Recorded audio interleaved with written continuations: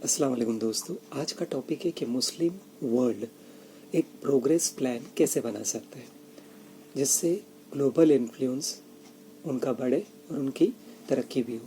तो आज एक अनकंफर्टेबल सवाल पूछते हैं, क्या मुस्लिम दुनिया सिर्फ रिएक्शन में जिएगी या फ्यूचर डिज़ाइन भी करेगी? रिसोर्सेस है, पॉपुलेशन है, टैलेंट है, मगर कहीं ना कहीं प्लानिंग की कमी है, कोऑर्डिनेशन की कमी है और लॉन्ग टर्म विजन का गैप है। तो आज इस वीडियो में हम बात करेंगे 360 डिग्री स्ट्रैटेजिक रोड मैप की, जिसका मकसद है इकोनॉमिक पावर, ग्लोबल रिस्पेक्ट और सस्टेनेबल लीडरशिप। तो ये कोई इमोशनल स्पीच नहीं है, ये एक प्रैक्टिकल ब्लूप्रिंट है। तो पहला हिस्सा किसी भी देश के लिए चाहिए रहता है, वो है फाइनेंशियल और इन्वेस्टमेंट स्ट्रेटेजी।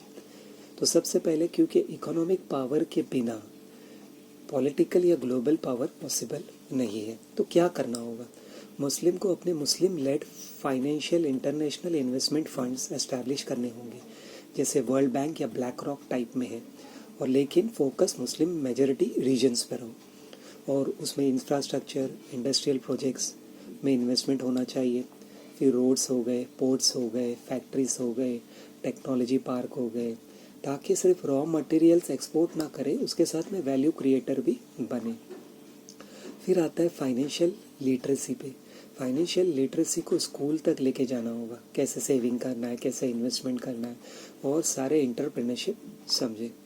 अब इसमें हर एक लोगों का रोल क्या होगा, स्टेक होल्डर्स का।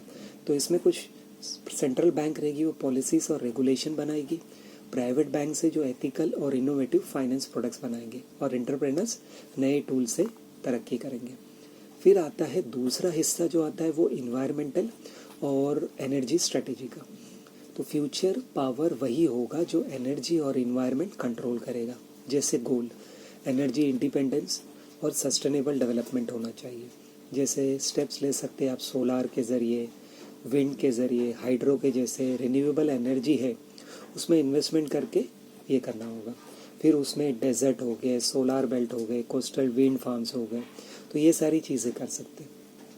फिर ग्रीन टेक्नोलॉजी और सस्टेनेबल एग्रीकल्चर होना चाहिए, यानी फूड सिक्योरिटी इतनी होनी चाहिए, उस लेवल पे होनी चाहिए कि कहीं भी अगर बाढ़ भी आ गई या कुछ भी आ गई, आपकी फूड सिक्योरिटी मजबूत होनी चाहिए।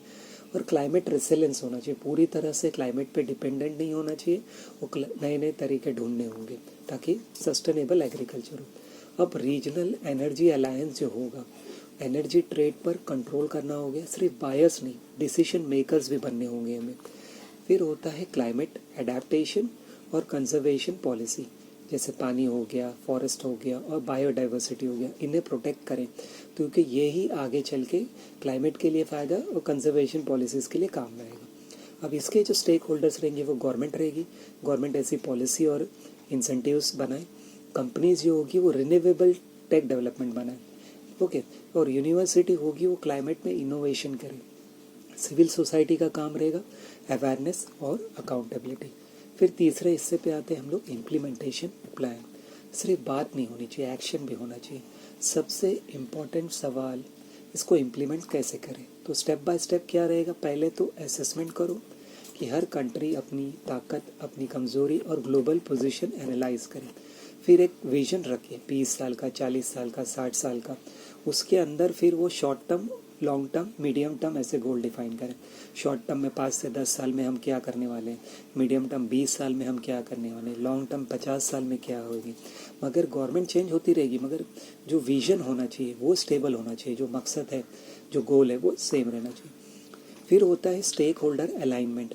Government, private sector, scholars, youth और सिविल सोसाइटी सब एक डायरेक्शन में काम करें। फिर होता है मॉनिटरिंग और इवेल्युएशन। एनुअल रिपोर्ट होने चाहिए, उसको मेजर करना चाहिए, केपीआई के ज़रिए क्लियर केपीआई होना चाहिए। इकोनॉमी को मेजर करना चाहिए, एजुकेशन को, सोशल जस्टिस को। कोई प्रोपोगेंडा ना करे, सिर्फ डेटा और रिजल्ट पे बात करे, जो हकीकत ज़मीनी तौर पे है।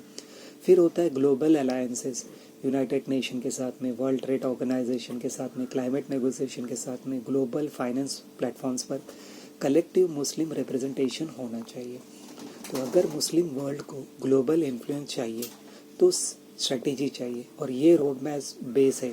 पहले इकोनॉमिक सेल्फ रिलायंस चाहिए आपको, एजुकेशन और innovation, technological leadership, stable governance defence के मॉडर्नाइजेशन, क्योंकि बहुत सी जगह डिफेंस ही है नहीं है, उनका तरक्की यही नहीं है।